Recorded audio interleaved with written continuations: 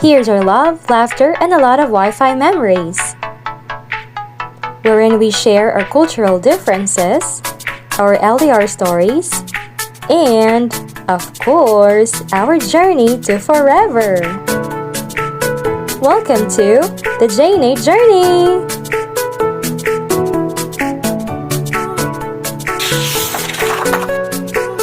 Don't forget to subscribe, like, hit the bell for more videos. Enjoy watching! Hello Texans! Welcome to our YouTube channel! So, for today's video, I will introduce to you our YouTube channel, which is the J-Nate Journey. Here! Alright, so, since this is our first video here on our YouTube channel, I would like to introduce ourselves in behalf of my fiancé, Nate. So this is him. I'm gonna stick his picture, I'm gonna paste his picture here. Alright, so Nate is an American and he's currently in the US right now since he's working there.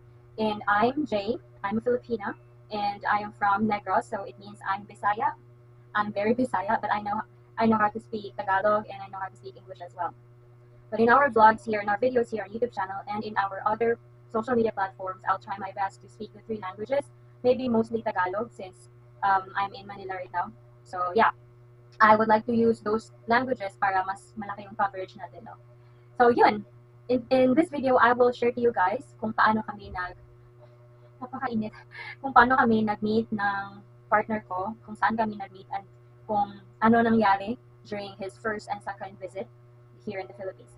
So ito na, fasten your seatbelt na, char.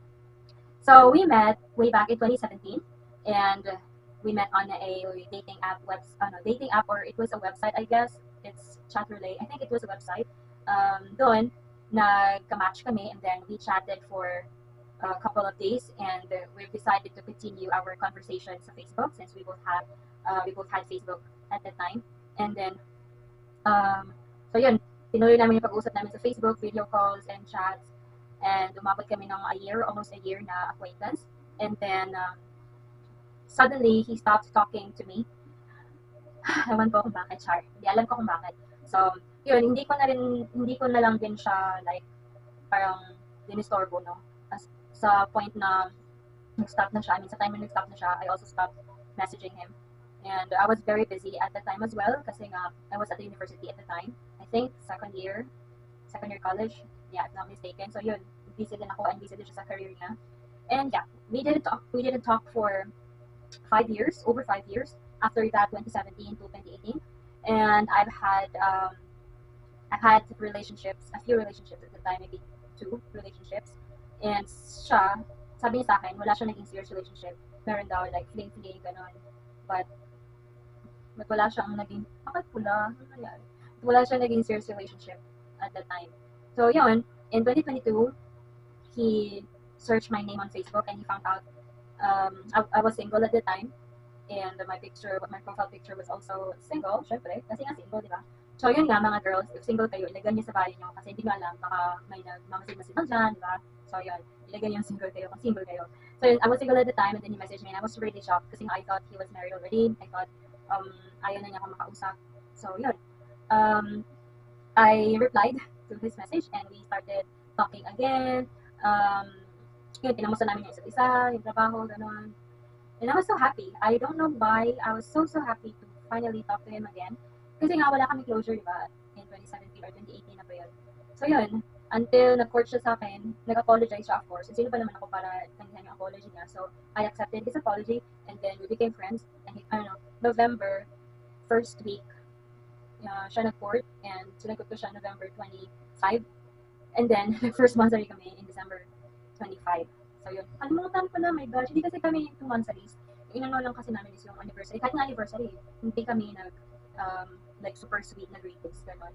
We're just both happy and thankful na we're still, together and we're currently planning for our future slowly. And yun. So, pumunta siya dito, 2023, October, and he stayed there for 9 days. And then, in his first visit, it was just about us, me and him, pumunta kami ng Apo Island, Valencia, beach resorts sa town namin.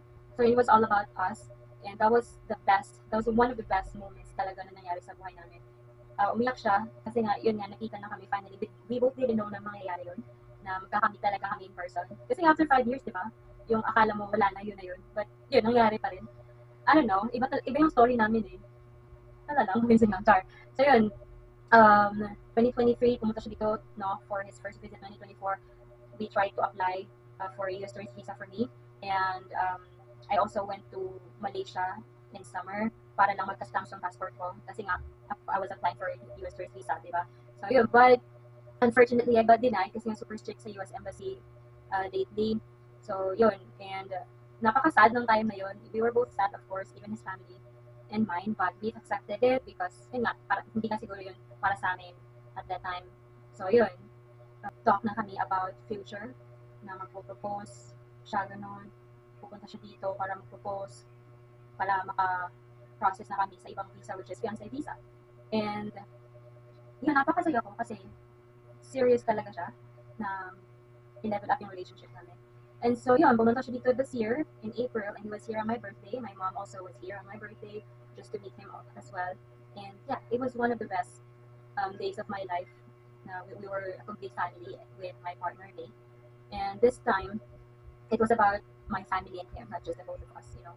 Pumunta kami ng Sikihor, pumunta kami ng Valencia ulit, and then more adventure, and more family gatherings, and of course my best friends, you know.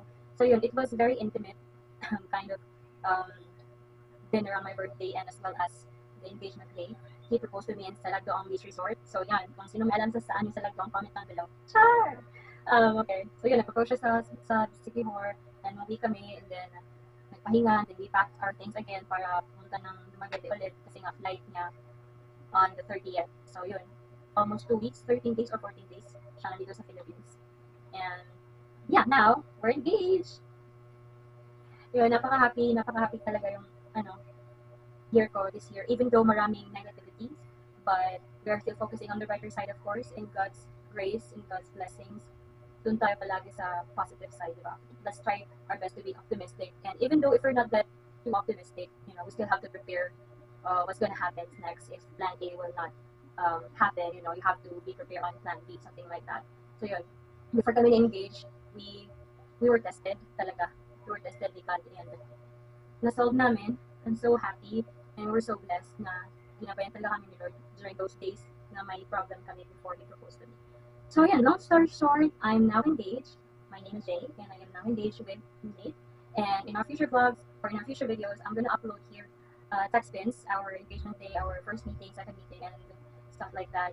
And yeah, I hope and I pray now this is the start of our YouTube journey, and we hope na you'll support us, guys, and also to our Facebook page, the Textpin Journey, to our TikTok, the Textpin Vibes, and to our Instagram, the Textpin Journey. So yun, wala, excited na ako. He's so excited too. Maybe in the next videos, makakasama ko na siya sa screen.